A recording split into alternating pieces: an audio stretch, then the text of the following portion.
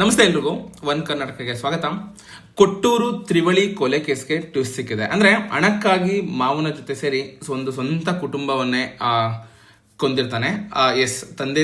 ತಂದೆ ತಾಯಿ ಮತ್ತು ತಂಗಿಯನ್ನ ಕೊಲೆಗೈದ ಆರೋಪಿ ಅಕ್ಷಯ್ ತನ್ನ ತಂಗಿಯ ಒಂದು ನಡವಳಿಕೆಯಿಂದ ಬೇಸತ್ತು ಕೊಲೆ ಮಾಡಿದಾಗ ಹೇಳಿಕೆ ನೀಡಿದ್ದ. ಆದ್ರೆ ಇದೀಗ FD ಹಣಕ್ಕಾಗಿ ಒಂದು ಸ್ವಂತ ಕುಟುಂಬವನ್ನೇ ಅವನು ಮುಗಿಸಿದ್ದಾನೆ ಎಂದ ಒಂದು ಟ್ವಿಸ್ಟ್ ಸಿಕ್ಕಿದೆ. ಜಿಲ್ಲೆಯ ಒಂದು ವಿಜಯನಗರ ಜಿಲ್ಲೆಯ ಕೊಟ್ಟೂರು ತ್ರಿವಳಿ ಕೊಲೆ ಪ್ರಕರಣ ಬಿಗ್ ಟ್ವಿಸ್ಟ್ ಸಿಕ್ಕಿದೆ. ತನ್ನ ತಂಗಿ ಗರ್ಭಿಣಿಯಾಗಿದ್ಲು ಅನ್ನೋ ಒಂದು ಕತೆ ಕಟ್ಟಿ ಪೊಲೀಸನ್ನ ನಂಬಿಸಲು ಯತ್ನಿಸಿದ್ದ ಅಂತಕ ಅಕ್ಷಯ್ನ ಒಂದು ಅಸಲಿ ಮುಖವಾಡ ಈಗ ಕಳಚಿ ಬಿದ್ದಿದೆ. ಅಂದ್ರೆ ಈ ಭೀಕರ ಕೃತ್ಯದ ಹಿಂದೆ ಒಂದು ಮರ್ಯಾದೆ ಹತ್ಯೆಯ ಕಾರಣವಿಲ್ಲ, ಬದಲಿಗೆ 1.2 ಅಂದ್ರೆ 1.20 ಕೋಟಿ ರೂಪಾಯಿ FD ಹಣದಾಸೆಗೆ ಕೃತ್ಯ ಎಸಗಿದ್ದಾನೆ ಅಂತ ಒಂದು ಆಘಾತಕಾರಿ ಸತ್ಯ ತನಿಖೆಯಲ್ಲಿ ಬಯಲಾಗಿದೆ. ಇವಾಗ ಅಂದ್ರೆ ಬ್ಯಾಂಕ್ ನಲ್ಲಿ 1,20,00,00,000 ರು FD ಇರುತ್ತೆ.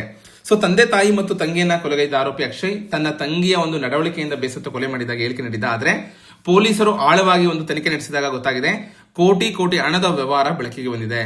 ಅಂತಕ ಅಕ್ಷಯ್ ಆತನ ಮಾವ ವಸಂತ್ ಕುಮಾರ್ ಸೇರಿ ಅಂದ್ರೆ ಅವರು ಕೂಡ ಸಹಾಯ ಮಾಡಿದ್ದಾರೆ. ಇಬ್ರು ಸೇರಿ ಒಂದು ಮಾಸ್ಟರ್ ಪ್ಲಾನ್ ರೂಪಿಸಿರ್ತಾರೆ. ಹರಪನಹಳ್ಳಿಯಲ್ಲಿದ್ದ ಒಂದು ಡೂಪ್ಲೆಕ್ಸ್ ಮನೆಯನ್ನ ಮಾರಾಟ ಮಾಡಿದ್ದ ತಂದೆ ಬಂದ ಹಣದಲ್ಲಿ ಸುಮಾರು 1.20 ಅಂದ್ರೆ 1,20,00,000 ರೂಗಳನ್ನ ಫಿಕ್ಸೆಡ್ ಡೆಪಾಸಿಟ್ ಮಾಡಿದ್ರು. ಈ ಹಣದ ಮೇಲೆ ಕಣ್ಣಿಟ್ಟಿದ್ದ ಅಕ್ಷಯ್ ಪದೇ ಹಣಕ್ಕಾಗಿ ಪೀಡಿಸ್ತಾ ಇದ್ದ, ಕೇಳ್ತಾ ಇದ್ದ. ಸೊ ಅವರು ಹೇಳ್ತಾ ಇದ್ರು ಇದು ಮಗಳ ವಿದ್ಯಾಭ್ಯಾಸಕ್ಕೆ ಎತ್ತಿಟ್ಟಿದ್ದ ಒಂದು ಹಣ, ಅದೇ ಹಣ ಇವಾಗ ಮುಳುವಾಯ್ತಾ ಅನ್ನೋ ಒಂದು ದೊಡ್ಡ ಪ್ರಶ್ನೆ ಮೂಡಿದೆ. ಹಾಗೆ ತಂದೆ ರಾಜಶೇಖರ್ ಅವರು ತನ್ನ ಮಗಳ ಭವಿಷ್ಯ ಮತ್ತು ವಿದ್ಯಾಭ್ಯಾಸಕ್ಕಾಗಿ ಸುಮಾರು 50 ಲಕ್ಷ ರೂಪಾಯಿ ಹಣವನ್ನ ಆಕೆ ಹೆಸರಿನಲ್ಲಿ FD ಮಾಡಿದ್ರು. ಮನೆಯ ಮಾರಾಟದ ಉಳಿದ ಹಣವನ್ನ ಸಹ ಒಂದು ತಮ್ಮ ಸುಪರ್ದಿಯಲ್ಲೇ ಇಟ್ಕೊಂಡಿದ್ರು. ಒಂದು ಕುಡಿತ ಚಟಕ್ಕೆ ಬಿದ್ದಿದ್ದ ಅಕ್ಷಯ್ ಹಣ ನೀಡಲು ಅವರು ಆ ಮಗನ್ಗೆ ಹಣ ಕೊಡಲು ನಿರಾಕರಿಸಿರ್ತಾರೆ.